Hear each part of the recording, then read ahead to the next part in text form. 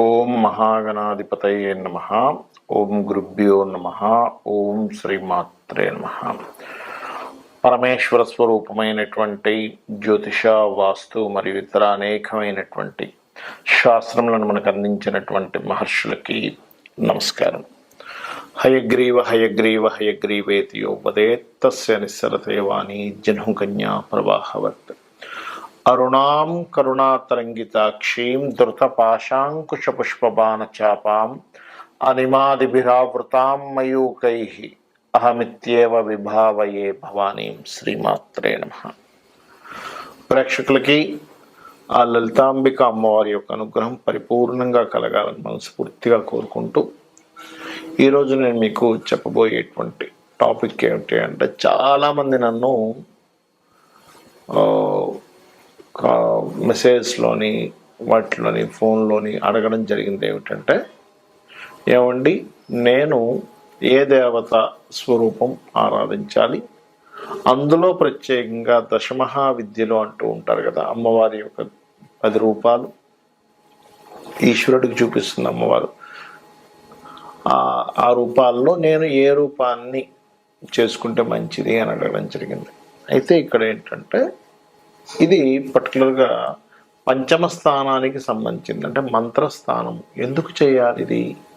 ముఖ్యంగా అసలు మహావిద్యలు ఎందుకు చేయాలి అంటే, మనము చూడండి, మానవ జన్మ చాలా గొప్పది.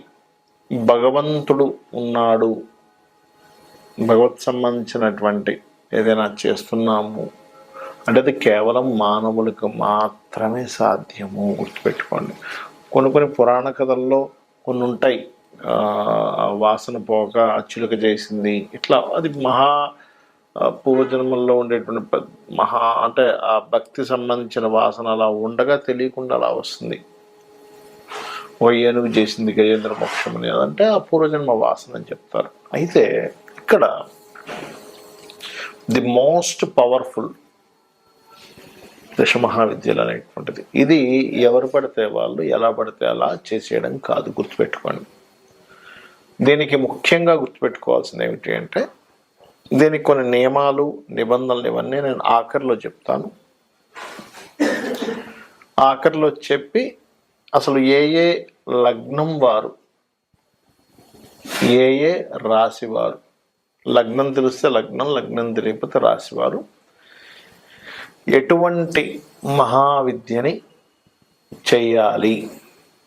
ఒకవేళ ఇది అందరూ డైరెక్ట్గా తీసుకొని చేయొచ్చు అనుకుంటారు, అలా కదా. ఎవరైనా గురువు దగ్గర పొందాలి. గుర్తుపెట్టుకోండి, ఫస్ట్ గురువు దగ్గర పొందాలి. గురువు దగ్గర నేను పొందలేను, నాకు గురువు లేరెవరు అనుకుంటే, బోధిపత్రం మీద ఆ యొక్క బీజాక్షరాలను రాసి, ఒకవేళ మీకు బోధిపత్రం కూడా దొరకలేదు, చక్కగా పేపర్ మీద రాసి ఈశ్వరుడి దగ్గర ఆ యొక్క బోధిపత్రాన్ని కానీ కాగితాన్ని కానీ పెట్టి, మీరు నీవే గురువుగా భావిస్తున్నాను స్వామి అని ప్రారంభించవచ్చు. ఇప్పుడు మనం ఒక్కొక్క లగ్నం, ఒక్కొక్క రాశి వారికి ఎవరెవరిని ఉపాసన చేయాలనే విషయం మనం తెలుసుకుందాం. సింహలగ్నము, సింహరాశి. సింహం వారికి ఉండే గొప్ప లక్షణం ఏమిటంటే, యూనిక్నెస్ అనేటువంటిది ఉంటుంది. మరి మీరు ఏ దేవత ఆరాధన చేయాలి, ఏ గ్రహ ఆరాధన చేయాలి, అదేవిధంగా దశమహావిద్యల్లో ఏ అమ్మవారి యొక్క విద్యని మీరు తెలుసుకోవాలి. అంటే ఇక్కడ మహావిద్య అంటే కేవలం ఏదో మంత్రం చేసుకుంటూ వెళ్ళడం కదా, అమ్మవారి గురించి పూర్తిగా స్వరూపాన్ని తెలుసుకోవడం. మీరు ముఖ్యంగా ఈ యొక్క కమలాత్మిక దశమహావిద్యల్లో కమలాత్మిక అమ్మవారి యొక్క సాధన చేయాలి. మరి నార్మల్గా ఏం చేయాలండి అంటే, దత్తాత్రేయుడి యొక్క ఆరాధన చేయాలి. దత్తాత్రేయుడిని దిగంబర శ్రీపాదవల్లభ దిగంబర, అదేవిధంగా జయ గురుదత్త, శ్రీ గురుదత్త. పంచమ స్థానంలో ఉన్న గురువు పాడయ్యాడు, అప్పుడు ఇంకా శనగలు దానంగా ఇస్తూ చేయాలి. లేదంటే పంచమంలో మరొక గ్రహం ఉంది, అప్పుడు దత్తాత్రేయుడితో పాటు ఆ గ్రహం ఉన్న అధిష్టాన దేవతకు కూడా చేస్తూ ఉండాలి. అయితే ఇక్కడ కమలాత్మిక అమ్మవారి యొక్క సాధన, ముఖ్యంగా కమలాత్మిక ఏం చేస్తుంది అంటే, మనకి గుర్తుపెట్టుకోండి, ఏదైతే మనసులో ఒక రకమైనటువంటి బాధ ఉందో బాధ నుంచి బయటపడేస్తుంది, గుర్తుపెట్టుకోండి. సర్వసాధారణంగా పంచమస్థానం యాక్టివేషన్ అయితే జరిగేటువంటి ఫలితాలు ఏమిటి అంటే, మంత్రస్థానం యాక్టివేషన్ అయితే మీకు రుణములు, రోగములు, శత్రుత్వములు తగ్గుతారు, గుర్తుపెట్టుకోండి. అయితే రుణాలకు ప్రత్యేకంగా దీంతో పాటు ఓం అపర్ణాయే నమః అనేటువంటి సాధన చేయొచ్చు.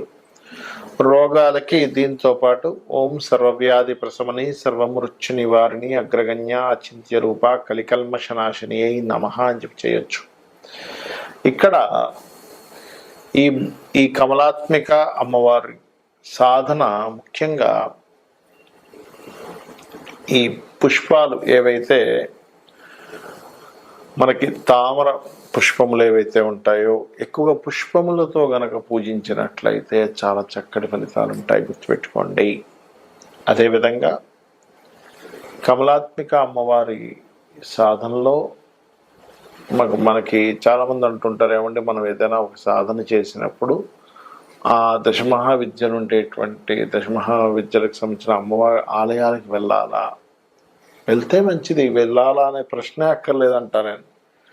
మీరు ఎంత సాధన చేస్తే అంత చక్కటి ఫలితాలు వస్తాయి, గుర్తుపెట్టుకోండి. అయితే ఈ సాధనలో ముఖ్యంగా మీరు అర్థం చేసుకోవాల్సింది, నేను మొదట్లోనే చెప్పాను, కోపం తగ్గించుకోవాలి, ఏమేమి తగ్గించుకోవాలో కూడా నేను మీకు ఏమేమి మార్చుకోవాలో కూడా చెప్పాను. అయితే ఇక్కడ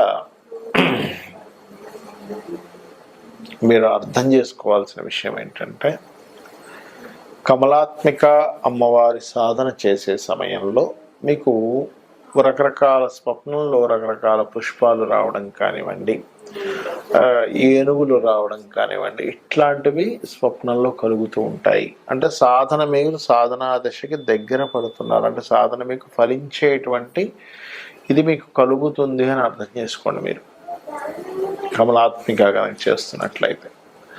అలాగే కొంతమందికి నేను సాధకులు నేను కనుక్కున్నప్పుడు మీకు కమలాత్మిక చేసినప్పుడు ఎటువంటి ఫలితాలు చూశారు అన్నప్పుడు వాళ్ళు చెప్పింది ఏమిటంటే, ఒక పుష్పంలో అమ్మవారు దర్శనం ఇవ్వడం, అది స్వప్నంలో కావచ్చు, ధ్యానంలో ఉన్నప్పుడు కావచ్చు జరిగింది అని చెప్పడం జరిగింది. కాబట్టి మీ యొక్క సాధన రోజు రోజుకి పెరుగుతుందనడానికి ఏంటి గుర్తు అంటే, మీలో చంచలత్వం అనేటువంటిది పోతుంది, గుర్తుపెట్టుకోండి. చంచలత్వం అనేటువంటిది పూర్తిగా పోతుంది. ఇక్కడ సాధన చేసేటప్పుడు ఖచ్చితంగా కిందని దర్భ వేసుకోండి, ఖాళీ భూమి మీద అసలు కూర్చోకండి, గుర్తుపెట్టుకోండి. ఇంకొంతమంది అడుగుతుంటారు, ఏమంటే సాధన చేసేటప్పుడు కాళ్ళకి చెప్పులు వేసుకోవాలా వద్దా అని. కొంతమంది కఠోరంగా చేస్తారు, వాళ్ళు ఎందుకు వేసుకోరు అంటే నిత్యము కూడా అదే మంత్రాన్ని జపిస్తూ ఉంటారు 24 hours 24/7 వాళ్ళు నడుస్తున్నా, అది ఇంకా కఠోరమైన సాధన. అలాంటప్పుడు చెప్పులు వేసుకోకూడదు. కానీ నార్మల్గా అయితే మీరు ఇంట్లో ఒక అరగంట గంట చేసుకున్నాము, దాని తర్వాత చెప్పులు వేసుకొని చక్కగా తిరగవచ్చు. సో ఈ రకంగా మీరు కమలాత్మిక సాధన చేసి ధరించాలని కోరుకుంటున్నాను. మీరు ఈ దశమహావిద్యలు చేసేటప్పుడు ముఖ్యంగా మీరు గుర్తుపెట్టుకోవాల్సిన పాయింట్ నెంబర్ 1 ఏంటంటే, ఈ విద్య తీసుకుందామని అనుకున్నప్పుడు ముందుగా మీలో మీరు మార్చుకోవాల్సింది కోపాన్ని తగ్గించుకోవాలి. కోప స్వభావంతో ఉండడం వల్ల ఏమవుతుందంటే, ఈ మహావిద్యల యొక్క శక్తి అధికంగా ఉంటుంది. అధికంగా ఉన్నప్పుడు మీరు ఎవరి మీదైనా కోపంతో ఒక మాట అన్నారనుకోండి, ఈ శక్తి వాళ్ళ మీద పనిచేయడం మొదలు పెడుతుంది. వాళ్ళు ఇబ్బంది పడినప్పుడు ఆ యొక్క ఇబ్బంది యొక్క కర్మ మరలా మీకు చుట్టుకుంటుంది, గుర్తుపెట్టుకోండి. మీరు కోపపడడం వల్ల అవతల వాళ్ళకి నష్టమే, మీకు మరింత 10 రెట్లు 50 రెట్లు 100 రెట్లు ఎక్కువ నష్టం పొందుతారు. కాబట్టి ముందుగా మీరు కోపం అంటే ఏమిటి, అసలు నేను దేని గురించి కోపపడుతున్నాను, మన కోపం ఎందుకు వస్తుంది అంటే, మనం అనుకున్నది వాళ్ళు చేయకపోయినా, మనం అనుకున్నది మనం చేయలేకపోతున్నా, మనకి ఇష్టం లేనట్టుగా అవతల వాళ్ళు ప్రవర్తిస్తున్నా వస్తుంది. అలా ప్రవర్తించకూడదని కానీ, అవతల వాళ్ళు కంప్లీట్గా మెచ్యూర్డ్గా ఉండాలని కానీ ఈ రూల్ ఏం లేదు కదా అనేది మనం అర్థం చేసుకోవాలి, ఒకటి. ఇక రెండవది ఏమిటంటే, ఈ దశమహావిద్యలు చేసేటప్పుడు చాలామంది అడుగుతుంది ఏంటంటే, ఏమండి నేనేమైనా నేల మీద పడుకోవడము ఇట్లా ఏమైనా దీక్ష తీసుకున్నప్పుడు చేసినట్టుగా చేయాలా? అలా ఏమీ అక్కర్లేదు. చక్కగా మీరు నిత్యం మీరు చేసేటువంటి పనులు సాంసారికమైనటువంటి జీవితంలో ఉండలేదు, సాంసారిక జీవితం చేసుకుంటూ కూడా చేయొచ్చు. దీక్ష తీసుకోవడం వేరు. 40 రోజులు మండలం పాటు దీక్ష తీసుకొని కఠోరంగా చేస్తారు కొంతమంది, రాత్రి పగలు అదే పనిగా చేస్తారు. అలాంటప్పుడు మాత్రం నేల మీద నిద్రించడము, మాంసాహారం తీసుకోకపోవడము, అదేవిధంగా ముఖ్యంగా కొన్ని బ్రహ్మచర్యాలు పాటించడం, ఉదయం సాయంత్రం నిత్య పూజ చేయడము, ఇట్లా ఎలా అయితే మనం అయ్యప్ప స్వామి దీక్షకి లేకపోతే అమ్మవారి దీక్షలకి ఆంజనేయ స్వామి దీక్షలకి ఎలా చేస్తామో ఆ రకంగా చేయాలి. ఒక ముఖ్యంగా మూడో విషయం ఏమిటి అంటే, చాలామంది చేసే పెద్ద మిస్టేక్, 2 రోజులు చేస్తే 3 రోజులు మానేస్తారు. అసలు అది మీరు జీవితాంతం చేసిన సరే వృధా. ఏ మంత్రాన్నైనా సరే గబగబా వెళ్తారు, గురువు దగ్గర మంత్రం తీసేసుకుంటారు, నాకు ఫలానా చేసేయాలని ఉందండి, తీసుకుంటారు. చక్కగా 2 రోజులు, మహా అంటే బలంగా 10 రోజులు, తర్వాత మర్చిపోతారు. మర్చిపోయి ఎప్పుడో జ్ఞాపకం వస్తుంది, వారానికో 10 రోజులకు 4 రోజులకు వస్తారు, అప్పుడు మాత్రం చేస్తారు. చేసి ఏమంటారంటే, ఏమంటే నేను తీసుకున్నానండి, మాతంగి తీసుకున్నానండి, బగలాముఖి తీసుకున్నానండి, తార తీసుకున్నానండి, ఏమిటో మరి నా జీవితం ఎలా ఉందంటారు. ఎలా ఉంటుందండి? ఒక మనిషి ఒక జిమ్కి వెళ్తే, రోజు వెళ్తే అతనికి చక్కగా బాడీ ఫిట్నెస్ వస్తుంది. 10 రోజులు వెళ్ళి 20 రోజులు మానేసి మళ్ళీ 2 రోజులు వెళ్ళి 4 రోజులు మానేస్తే ఎలా అవుతుంది? అదేవిధంగా సాధన చేయుమురా నరుడా, సాధ్యము కానిది లేదురా అంటూ ఉంటారు. మనకు పాట కూడా ఉంది. అంటే సాధన నిత్యము ఉండాలి. నిత్యము నిత్యము నిత్యము నిత్యం. మీరు ఎంత నిత్యము సాధన చేస్తే అంత ఖచ్చితంగా రుజువవుతుంది. మీరు చూడొచ్చు, దశమహావిద్యలు ఎంత పవర్ఫుల్ అంటే, అమ్మవారు సాక్షాత్ మీకు దర్శనం ఇస్తుంది. సాక్షాత్ దర్శనం ఖచ్చితంగా జరుగుతుంది. నా అనుభవంతో చెప్తున్నాను. కొన్నిసార్లు ఈ దశమహావిద్యలు చేసేటప్పుడు ధ్యానంలో ఉండగా కొన్ని పరీక్షలు కూడా జరుగుతాయి. మనకి కొన్ని శబ్దాలు వినిపిస్తూ ఉంటాయి. అలాంటి శబ్దాలు వినిపించినప్పుడు కొంతమంది భయపడి ఆపేస్తారు. అమ్మ దగ్గర ఉన్నాము అనే భావంతో ఉండాలి. అమ్మ దగ్గర మనకు భయం ఎందుకు? కాకపోతే ఆ రూపం, అమ్మవారి యొక్క రూపాలు, రకరకాల రూపాలు ఉన్నాయి. అయితే ఇక్కడ మీరు అర్థం చేసుకోవాల్సింది ఏంటంటే, దశమహావిద్యల్ని నేను బాగా సాధన చేసి పొందిన తర్వాత నేను ఎలాంటి వాటికి వాడొచ్చు అని కూడా చాలామంది అడిగారు నన్ను. ఒకటే గుర్తుపెట్టుకోండి, దశమహావిద్య, ముఖ్యంగా ఈ దశమహావిద్యలు ఏవైతే ఉన్నాయో, చిన్నమస్తా కావచ్చు, తారా కావచ్చు, భైరవి కావచ్చు, బగలాముఖి కావచ్చు, మాతంగి కావచ్చు, ఇలా కాళీ కావచ్చు, ఏవైతే ఉన్నాయో ఇవన్నీ కూడా మీకు రక్షణనిస్తాయి. గుర్తుపెట్టుకోండి. ఎలాంటి రక్షణనిస్తాయి అంటే, పూర్వజన్మల్లో మనకు తెలుసో తెలియకో చేసినటువంటి కర్మని దగ్ధం చేస్తుంది. ఎంతమంది అప్పులు పాలవుతున్నామండి, పెళ్ళిళ్ళు అవ్వట్లేదు, లేకపోతే పలానా ఉద్యోగంలోనే నేను వ్యాపారం నడవట్లేదు, ఇలా 1, 2 అని కాదు, పలానా వాళ్ళతో విమర్శలు ఎదుర్కొంటున్నాను, లేకపోతే నా ఫ్యామిలీని నేను ప్రొటెక్ట్ చేసుకోలేకపోతున్నాను. వీటన్నిటికీ కూడా మీకు పరిపూర్ణమైనటువంటి రక్షణని ఆ అమ్మవారు ఇస్తుంది. అమ్మ అంటేనే రక్షణ శక్తి. రైట్. అయితే ఇది చాలామంది ఏమంటుంటారు అంటే, ఏమండి మరి నాకు జాతకం తెలియదు, ఏమి తెలియదు, ఏం చేయాలి? ప్రశ్న ద్వారా తెలుసుకోవచ్చు. అంటే మీరు అడిగిన సమయానికి పంచమ స్థానంలో ఎవరున్నారు, పంచమాధిపతి ఎవరు, దాన్ని బట్టి కూడా తీసుకోవచ్చు. ఇది గుర్తుపెట్టుకోండి. పంచమ స్థానంలో రవి ఉంటే అప్పుడు మీరు 1, చంద్రుడు ఉంటే 1, అలా రకరకాలుగా మారుతూ ఉంటుంది. దాన్ని బట్టి మీరు సాధన చేయవచ్చు.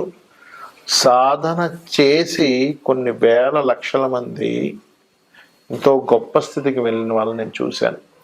సాధన అని చెప్పి మొదలుపెట్టి అంతంత మాత్రంగా చేస్తూ వాళ్ళకి అర్థం కాని స్థితిలో ఉన్న వాళ్ళని నేను చాలామందిని చూశాను. కాబట్టి మీకు నిజంగా అమ్మవారి అనుగ్రహం కావాలి అని అనుకుంటే సాధన చేయండి. మీకు మీరే అసలు భగవత్ శక్తి ఎలా ఉంది అని చెప్పి ఆశ్చర్యపోతారు. అద్భుతాలు జరుగుతాయి మీకు. శ్రీమాత్రే నమః.